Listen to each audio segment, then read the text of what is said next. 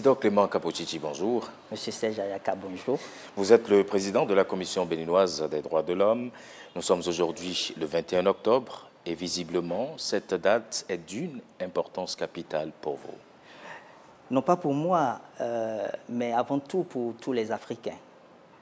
Qu'ils vous souviennent que la Charte africaine des droits de l'homme et des peuples a été adoptée le 21 juillet 1981, mais elle est entrée en vigueur le 21 octobre 1986.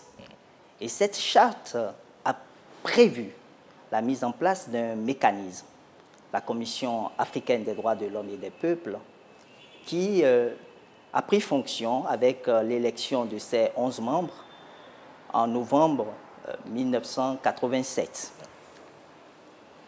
Alors, en 1989, précisément du 3 avril au 13 avril, à Benghazi, en Libye,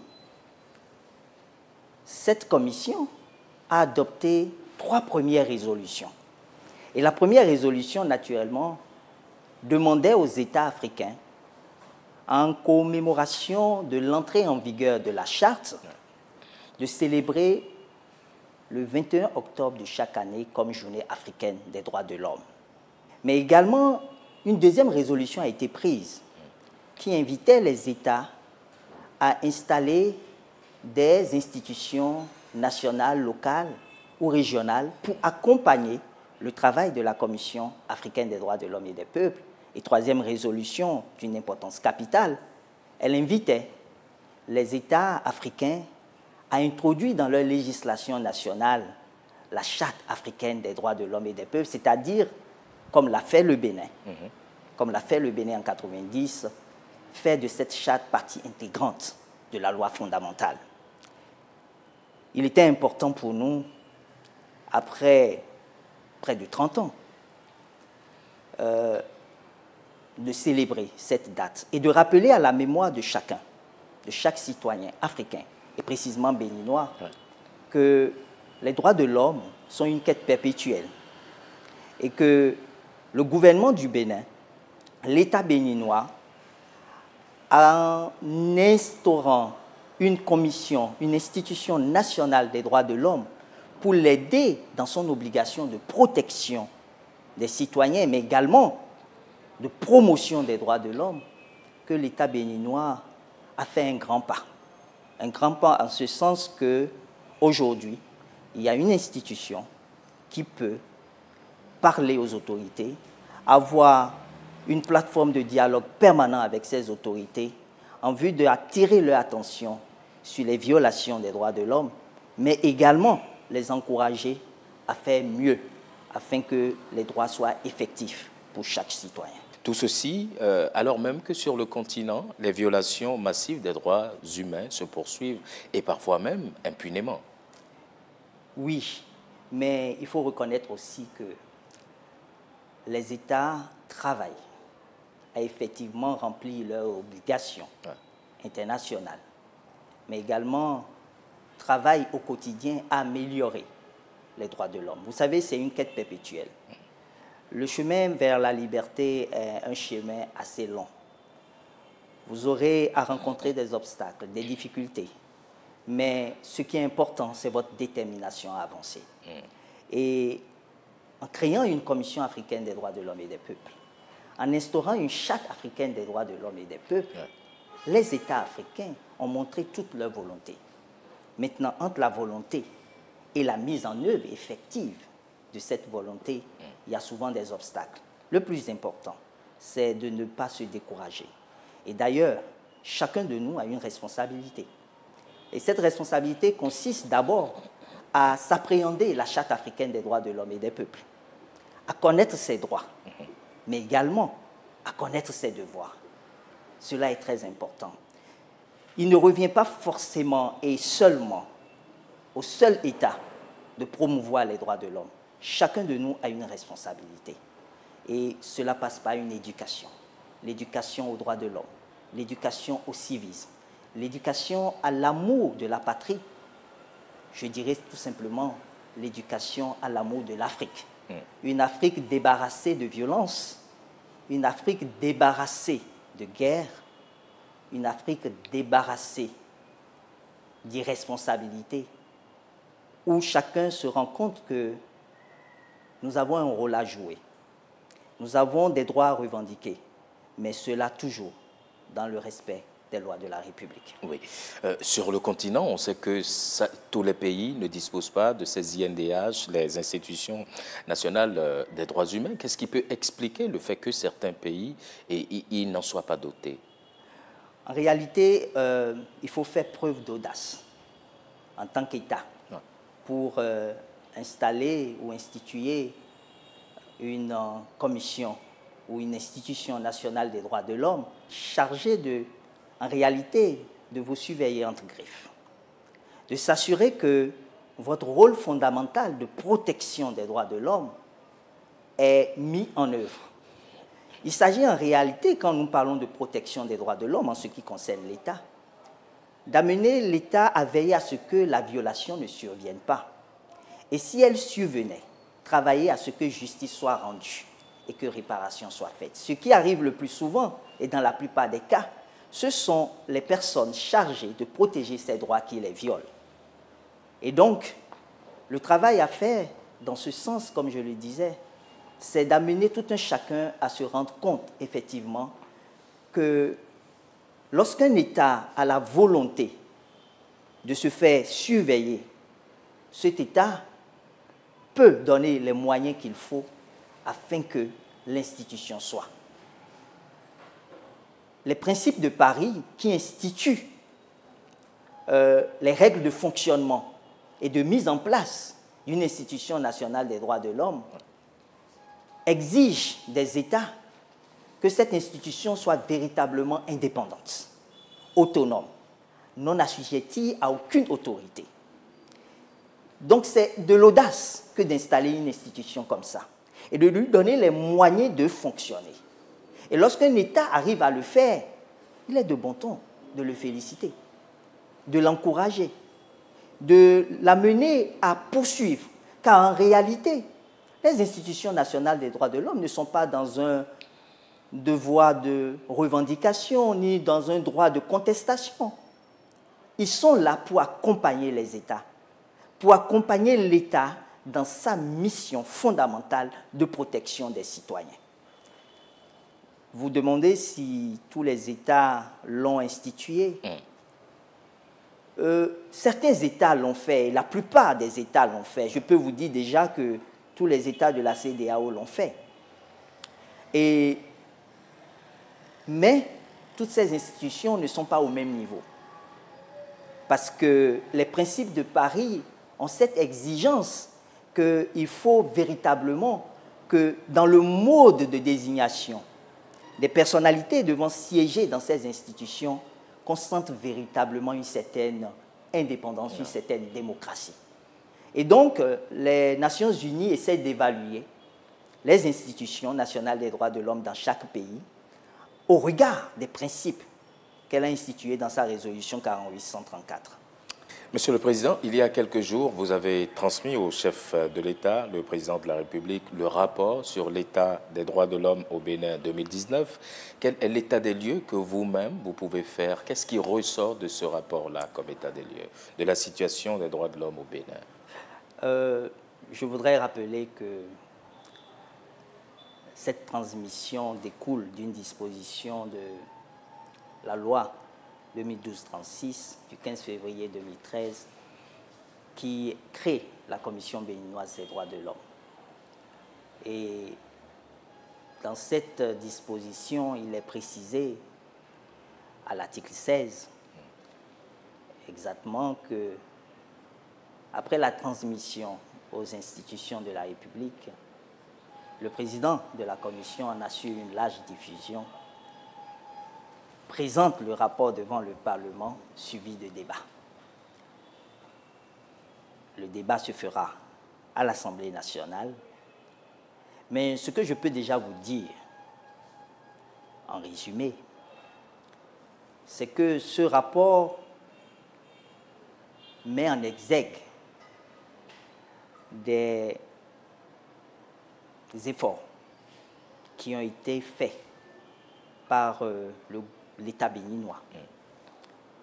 Et cela au regard des recommandations qui ont été faites au Bénin en novembre 2017 lors de son 3e passage à l'examen périodique universel. Sur 191 recommandations acceptées par le Bénin, nous avions noté qu'une cinquantaine, à l'heure où nous parlons, ont été déjà mises en œuvre par l'État béninois, dont l'installation de la Commission béninoise des droits de l'homme. Au-delà de l'installation de la Commission béninoise des droits de l'homme, nous avions quand même eu assez de tests qui ont été adoptés, promulgués, et qui permettent d'avancer la jouissance des droits pour certaines catégories de citoyens. Nous avions eu des avancées en ce qui concerne principalement les droits économiques, sociaux et culturels. Nous avions eu des avancées également en ce qui concerne les droits civils et politiques. Nous avions eu des avancées en ce qui concerne les droits catégoriels. Je parle des femmes, je parle des enfants, je parle des personnes souffrant d'handicap, les personnes âgées. Mais également, nous avions observé, et cela mérite un suivi particulier, nous avions observé qu'il y a des violations des droits de la personne humaine. Pas forcément de façon volontaire, souvent par ignorance, mais définitivement ce sont des violations. Et ces violations ont été constatées par nous-mêmes et ont fait l'objet de rapports circonstanciés et bien entendu, nous les avons mentionnés dans notre rapport annuel. Mais comme notre rôle n'est pas seulement de relever les violations constatées, nous avions aussi une obligation, celle de faire des recommandations et de discuter ces recommandations avec les institutions concernées. Car en réalité, ne l'oublions pas, la Commission n'est pas une ONG, une organisation non gouvernementale. La Commission n'est pas un parti politique. La Commission n'est pas le pouvoir judiciaire. La Commission n'est pas la société civile. La Commission, c'est une institution nationale mise en place par l'État pour l'accompagner dans le respect de ses obligations fondamentales que sont respecter les droits de l'homme, protéger les droits de l'homme et les mettre en œuvre. La protection ici s'inscrivant en une obligation aussi de prévention. Prévenir que le crime survienne.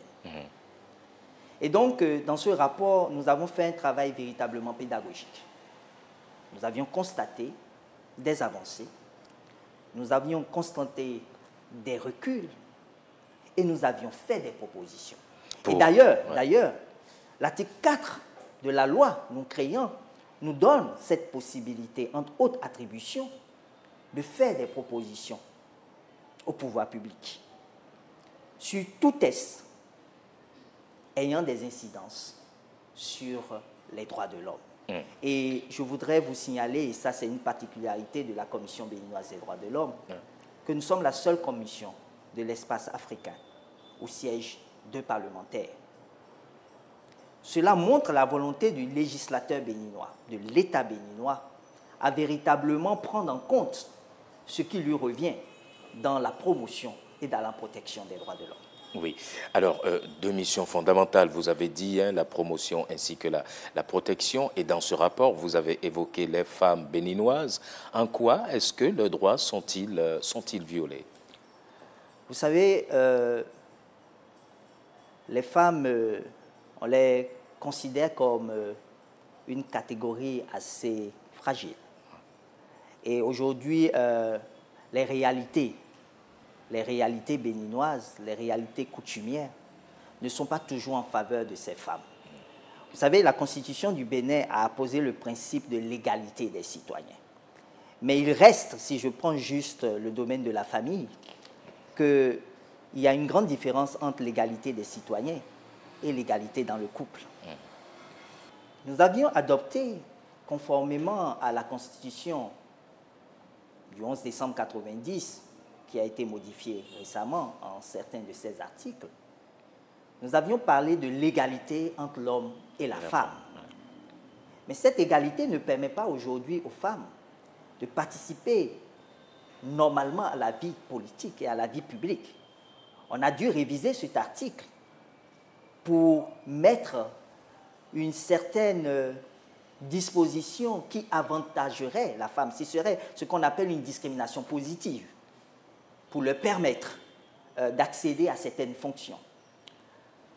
Mais quand vous regardez de près les violences qu'elles subissent, quand vous regardez de près les violences auxquelles elles soumettent les hommes, lorsque vous regardez, par exemple, que aujourd'hui la femme béninoise ne peut pas donner sa nationalité à son époux étranger, et que bien que la Cour constitutionnelle du Bénin ait déclaré cette disposition du Code de la nationalité béninois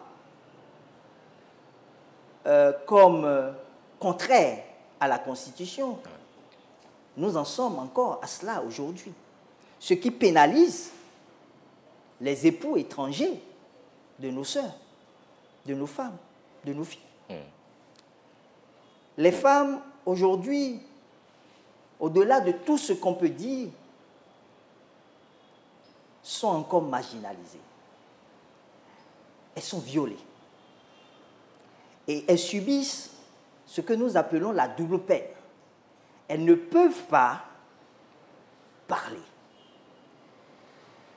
Nous avions rencontré au niveau de la commission, puisque la loi nous donne aussi ce que j'appelle une fonction quasi-judiciaire, c'est-à-dire que nous pouvons recevoir des plaintes, les traiter dans le sens surtout de la conciliation.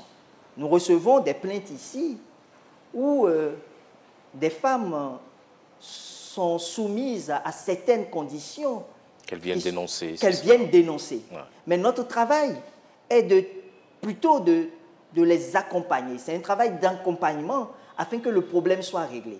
Mais lorsque c'est nécessaire d'aller devant la justice, ce sont ces femmes même qui refusent d'aller au bout.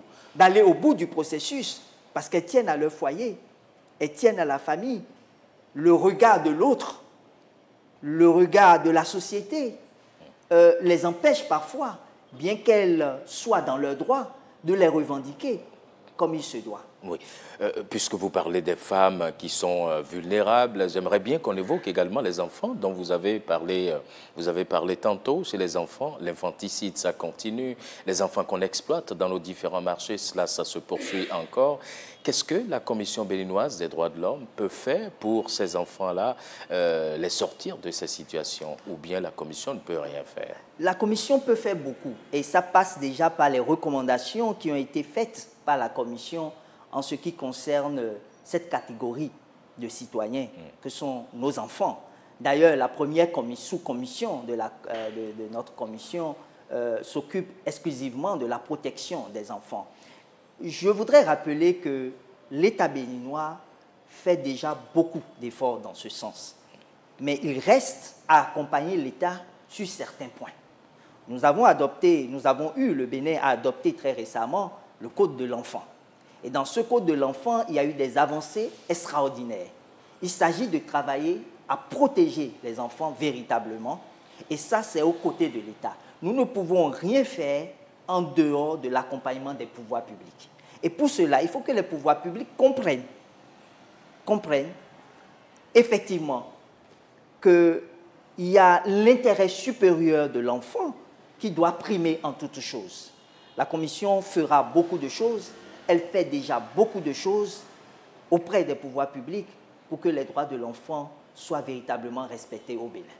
Alors, le rapport sur l'état des droits de l'homme au Bénin, vous l'avez présenté au chef de l'État. Quelle va être la suite maintenant? Alors, nous ne l'avons pas présenté au chef de l'État.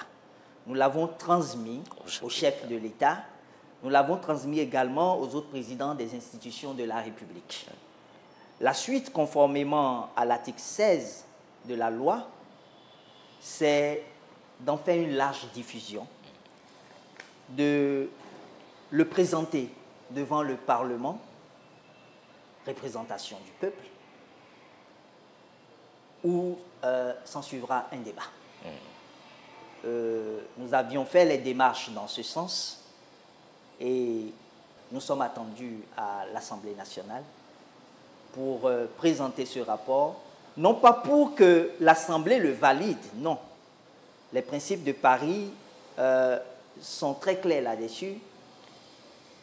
Il s'agit pour l'Assemblée nationale de prendre connaissance du rapport, des recommandations qui ont été faites et conformément aux principes de Belgrade qui demande au Parlement de travailler de concert avec les institutions nationales des droits de l'homme, nous allons ensemble voir les voies et moyens que l'État doit suivre pour que ces violations ne se reprennent plus, mais également que le Parlement puisse donner les moyens au gouvernement et aux autres pouvoirs afin qu'ils puissent faire leur travail comme il se doit. Nous avons également un rôle au cours de ces débats, c'est d'attirer l'attention des honorables députés sur le fait qu'il est des lois qui ont été prises et qui, au regard de la Commission, nous l'avons mentionné dans notre rapport, sont des lois dont certaines dispositions sont chrysogènes. Je le dis parce que le rapport a été rédigé en 2019 et va du 3 janvier 2019 au 3 janvier 2020. Et vous savez qu'en 2019, nous avions connu des violences post-électorales. Le rapport n'a pas manqué d'attirer l'attention là-dessus, de mettre l'accent sur certaines dispositions liées aux lois électorales et nous entendons continuer le dialogue avec l'Assemblée nationale et c'est heureux, comme je l'ai rappelé, que nous ayons 2 députés qui siègent parmi nous, que nous fassions le débat et qu'à travers ces 2 députés, nous puissions faire des propositions de textes au Parlement.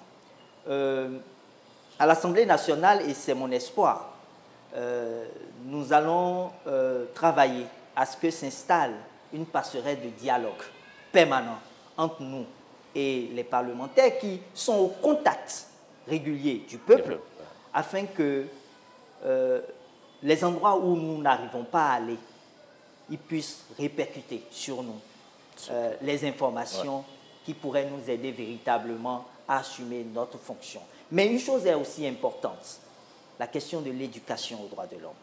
Il est temps que l'article 40 de la Constitution du Bénin puisse être mis en œuvre, c'est-à-dire éduquer les populations à connaître leurs droits et à les revendiquer dans le respect des lois de la République. Alors, ça va être ma dernière question. On revient à la célébration de cette journée. Elle se tient dans un contexte particulier, hein, marqué par ce désastre sanitaire que l'on connaît. Quel est le message que vous avez en ce jour, 21 octobre, journée africaine des droits de l'homme, à l'endroit de tout le peuple béninois? Le thème de cette célébration, de cette journée, de cette 34e journée africaine des droits de l'homme et des peuples, invite tout un chacun de nous à travailler à la culture des droits de l'homme dans le respect des mesures barrières. Il n'y aura pas une célébration présentielle comme nous avions l'habitude de le faire, mais nous allons certainement inviter, et cela est important, nous allons inviter chacun à travailler dans le sens de la fraternité. Dans le sens de la fraternité. Le Covid semble nous empêcher de devenir et de continuer à rester des frères, mais il est important pour nous de travailler à la fraternité. Le pasteur Luther King, Martin Luther King, disait que nous avions appris à voler dans les airs comme les oiseaux, Nous avions appris à nager dans les eaux comme des poissons, mais nous n'avions pas appris à marcher sur la terre comme des frères. Et je pense que en ce moment précis, dans le contexte actuel, il s'agit vraiment de travailler à une culture de la paix, à faire taire les âmes, afin que les droits fondamentaux de la personne humaine soient une réalité. Isidore Clément Kapouchichi, merci. Monsieur Serge Ayaka, merci, c'est à moi de vous remercier.